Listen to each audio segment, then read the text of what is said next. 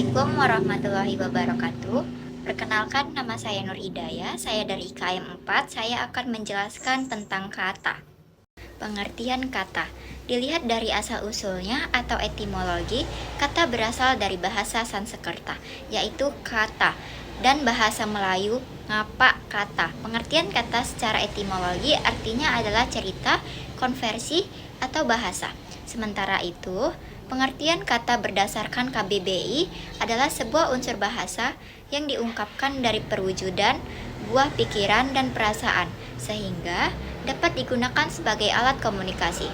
Namun, secara umum, kata didefinisikan sebagai sebuah elemen bahasa yang berasal dari rangkaian huruf sehingga mampu menciptakan arti tertentu.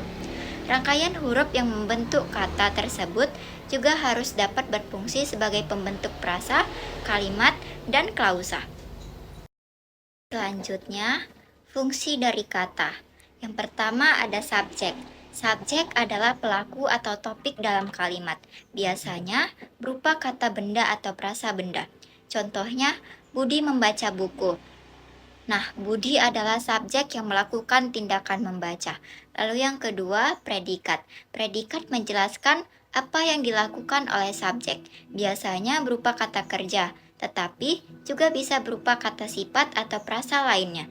Contohnya, Budi membaca buku. Membaca adalah predikat yang menjelaskan apa yang dilakukan Budi. Lalu yang ketiga ada sebagai objek. Objek adalah penerima tindakan dari predikat, biasanya berupa kata benda atau frasa benda. Contohnya, Budi membaca buku. Buku adalah objek yang dibaca oleh Budi. Lalu yang keempat, keterangan.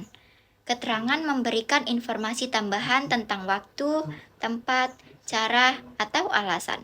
Keterangan dapat berupa kata atau frasa. Contohnya, Budi membaca buku di taman. Di taman adalah keterangan tempat. Lalu yang kelima sebagai pelengkap. Pelengkap memberikan informasi tambahan yang diperlukan untuk melengkapi makna predikat. Ini seringkali berupa frasa yang menjelaskan objek atau subjek lebih lanjut. Contohnya, dia merasa senang. Senang adalah pelengkap yang menjelaskan perasaan subjek. Selanjutnya, jenis-jenis kata berdasarkan bentuknya. Yang pertama, kata dasar. Kata dasar adalah kata yang belum mengalami perubahan atau penambahan afiks atau imbuhan. Kata ini bisa berdiri sendiri dan memiliki makna dasar. Contohnya, buku, jalan, lari. Lalu yang kedua, kata turunan. Kata turunan adalah kata yang dibentuk dari kata dasar dengan penambahan afiks seperti awalan, akhiran, atau sisipan. Contoh dari kata dasar lari menjadi pelari dengan awalan pe dan larian dengan akhiran an. Lalu yang ketiga ada kata ulang. Kata ulang adalah kata yang diulang untuk menunjukkan jumlah yang lebih dari satu, intensitas atau pengulangan. Contohnya buku-buku, berarti lebih dari satu buku. Dan lari-lari, berarti lari yang dilakukan berulang kali. Lalu yang keempat ada kata majemuk. Kata majemuk adalah gabungan dari dua kata atau lebih yang membentuk makna baru. Contohnya rumah sakit, gabungan dari rumah dan sakit. Dan mobil pribadi, gabungan dari mobil dan pribadi. Lalu, pemahaman mengenai jenis-jenis kata ini penting untuk menyusun kalimat yang tepat dan variatif dalam bahasa Indonesia. Selanjutnya, ada jenis-jenis kata berdasarkan kategori. Yang pertama, kata benda. Kata benda adalah kata yang merujuk pada nama orang, tempat, benda, atau konsep. Contohnya, meja, Budi, dan Jakarta. Lalu yang kedua ada kata kerja. Kata kerja adalah kata yang menunjukkan tindakan, proses, atau keadaan. Contohnya, berlari, membaca, merasa, dan mengajar. Lalu yang ketiga ada kata sifat. Kata sifat adalah kata yang memberikan keterangan atau sifat tentang benda atau subjek. Contohnya cantik, tinggi, cepat, dan pintar.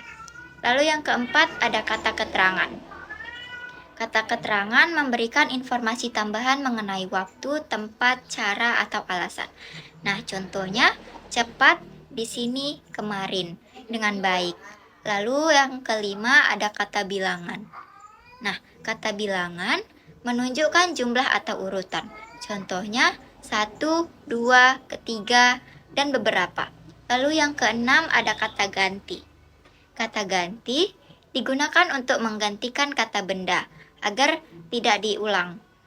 Nah, contohnya saya, kamu, dia, mereka. Lalu yang ketujuh ada kata tugas. Nah, kata tugas adalah kata yang berfungsi untuk menghubungkan kata atau frasa seperti preposisi, konjungsi, dan artikel. Contohnya dan, atau, di, ke, dari. Baik, terima kasih. Sekian dari penjelasan saya ucapkan wassalamualaikum warahmatullahi wabarakatuh.